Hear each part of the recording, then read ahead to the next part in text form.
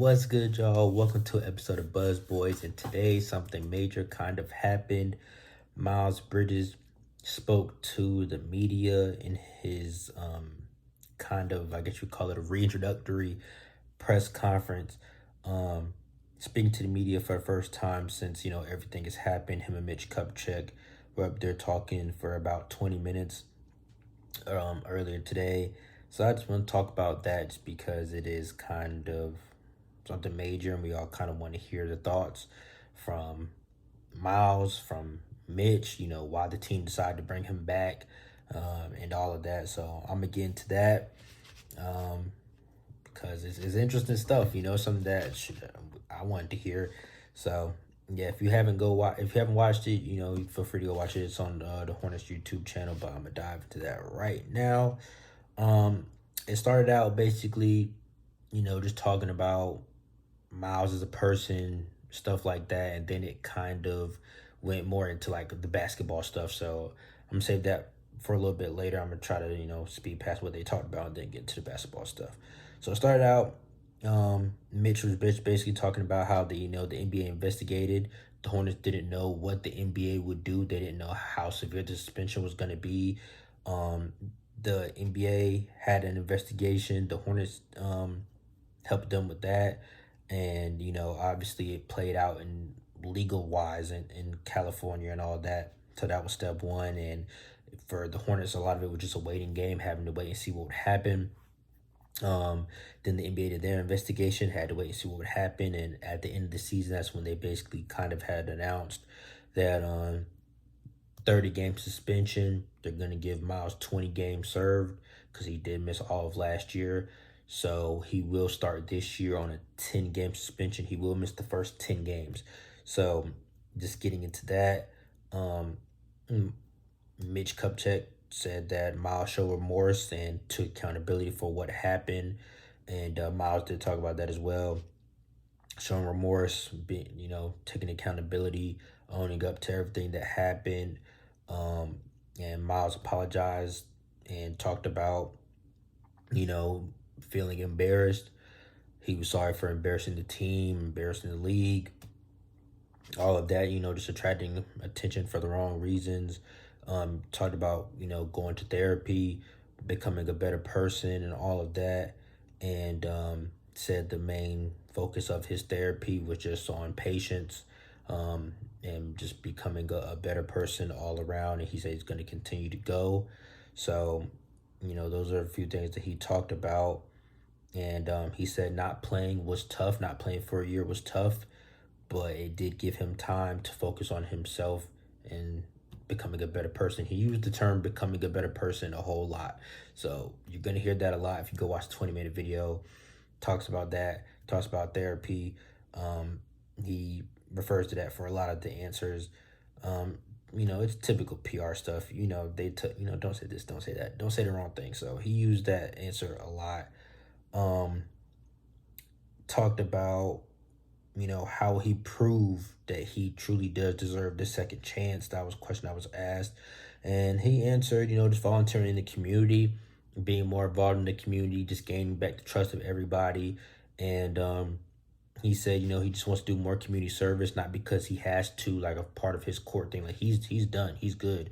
It's just because he wants to, not because he has to. He just wants to be more ingratiated with the community and all that good stuff. So there's that. Another thing, both ownership groups unanimously voted to bring back Miles. So, we're talking about MJ, we're talking about Plotkin, we're talking about the new ownership group that came in, as well as Michael Jordan, because this is something that has been basically on the table since it happened last year at the start of free agency to now free agency. So it's literally been a whole year. So, the old ownership was obviously having to think about it. Then the new ownership comes in, they have to think about it. So both ownership groups wanted Miles back. It was a unanimous decision to bring him back. And if it wasn't, I don't feel like, they would have said that anyway. Even if it wasn't a unanimous decision, they're going to come out and say that, obviously. And now getting more into the basketball stuff. Miles actually says he has great confidence in his abilities and feel like he has actually improved since he last played. And part of me, I guess you could say, kind of believes him just because what else has he had to do for this past year except for be in the gym and practice? And, he's been posting, if you follow Miles or anything like that, and even sometimes, major platforms were posting it. Miles is constantly in the gym, often in Charlotte at UNC Charlotte. Um, he's just been in Charlotte, all over though. He just been working out. He's been in the gym, and he said he actually does feel like he has improved, which was actually kind of surprising to me. Um, Also, this last thing, Mitch did get asked, was he worried about the fan base's reaction? Him or Miles worried about the fan base's reaction to him coming back? And Mitch said, it was tough.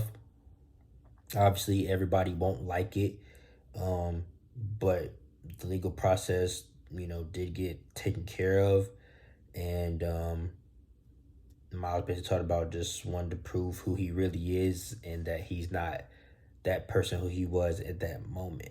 So there's that. But back to the basketball though. Mitch was asked, about further from this year, Miles long term. And then basically Mitch had talked about what a qualifying offer is and what it means. The question was basically, do we have control over Miles after this year? And Mitch basically said, this year is what we have. As far as next summer, we'll worry about it when we get to it, but he will be an unrestricted free agent, but we will retain his bird rights. And he basically talked about what that means. Bird rights, you can offer a player more to stay.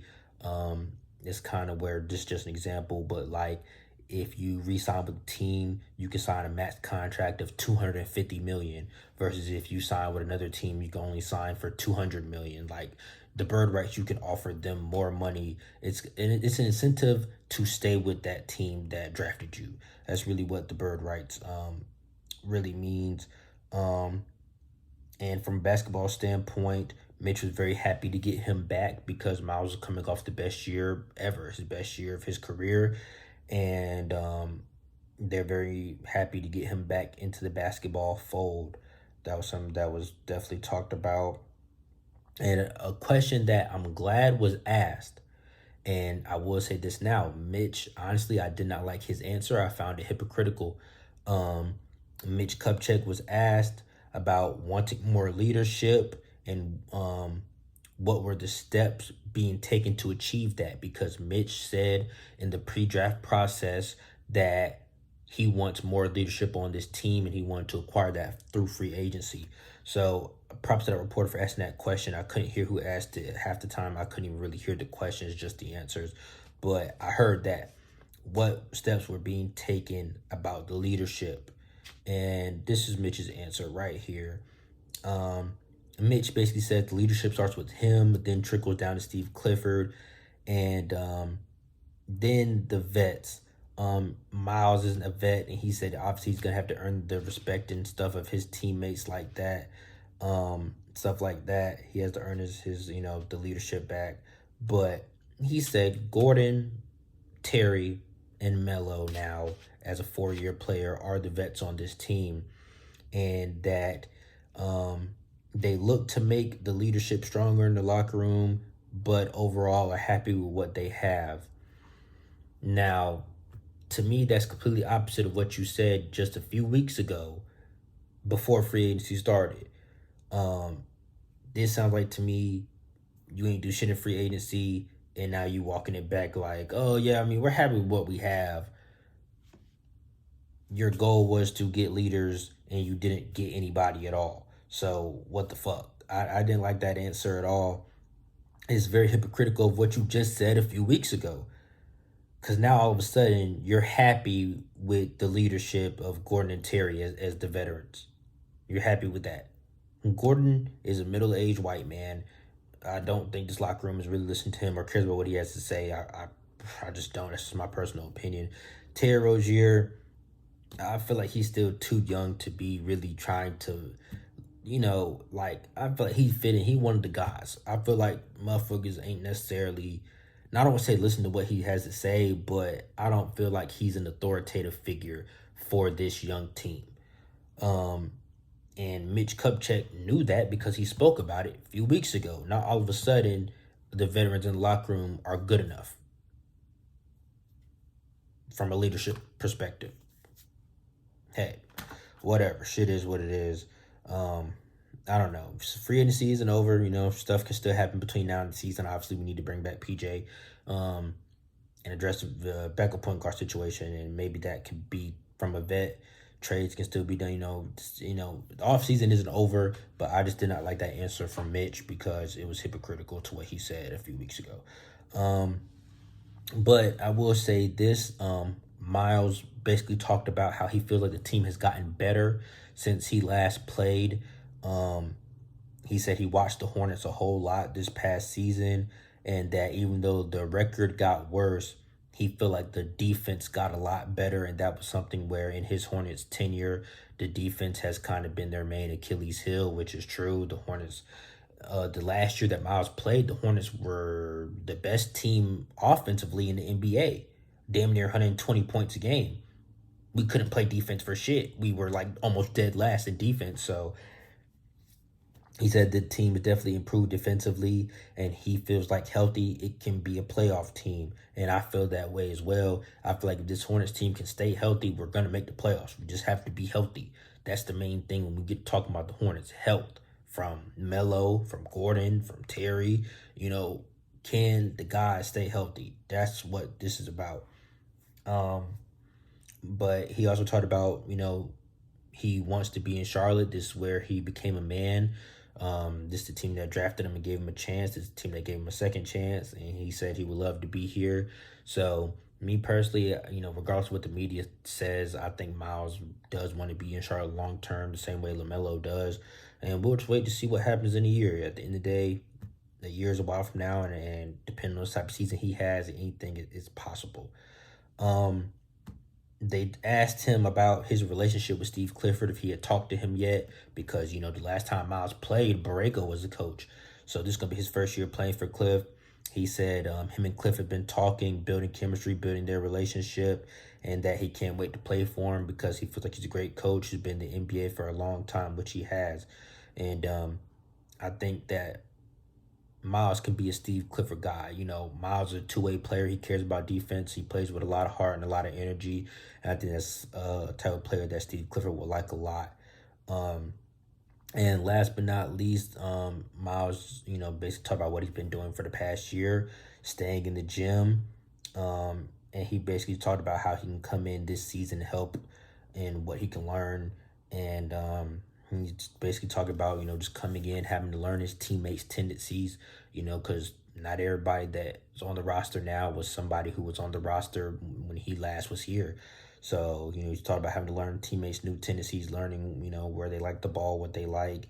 And he also talked about what he can learn from the team during his 10-game suspension. He said watching from the sideline, he can look and learn what the team needs when he comes back after those 10 games, which is something that I did like to hear because it was a smart answer. It's like being injured. You can still observe stuff from looking on the sideline like, oh, okay, we need defense here. Okay, we need more facilitating, or not. We need more aggressiveness and rim pressure on the basket. And that's stuff that you can see from sitting on the sideline from 10 games. And when you do come back, you can see where the team needs to help the most, and you can try to provide that. So overall, I liked most of his answers. Some of them were just, typical PR stuff, don't say the wrong thing type of answers, which I expected, and there's nothing wrong with that. Ultimately, I'm happy to have Miles back. This team is better with him, and I do share the opinion that he does. I feel like healthy, we are a playoff team. Y'all comment down below, how do y'all feel about him being back? Same thing that him and Mitch said. I feel the same way. Everybody's not gonna like it. It just is what it is. Personally, I'm happy that he's back, but y'all comment down below and let me know how y'all feel about him being back. Anyway, if you're new to the channel, subscribe.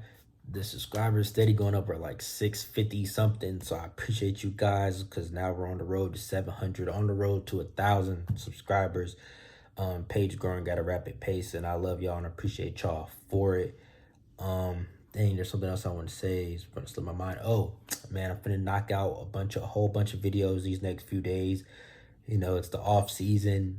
It's time for me to be more creative with my content. I gotta keep finding stuff to talk about, man, so I can keep y'all entertained, bro. So look out next few days. A lot of content dropping. Personally, I'm gonna talk about PJ. What do I think he deserves to be paid? Because that is a topic. And I'm gonna do something similar to my draft grade series. I'm gonna do a summer league grade series. Now that summer league is officially over, the championship was yesterday. We can talk about what did we learn from summer league, and you know, the individual grades and performances of those players. So I'm gonna break it down into mini videos like I did with the draft grade. So in total, well, it'll be like 5 videos. One about just summer league as a whole, and then, you know, Brandon, Nick, Amari, James, you know, do their little videos, try to keep it short. But like a little 4 or 5 episode series, just for you guys, something to watch, because it is the off season. If you're a Panthers fan though, Panthers content is about to start coming, because, you know, preseason starts in August and it'll be here in a few weeks. So if you are a Panthers fan and a Hornets fan, at least we got that coming.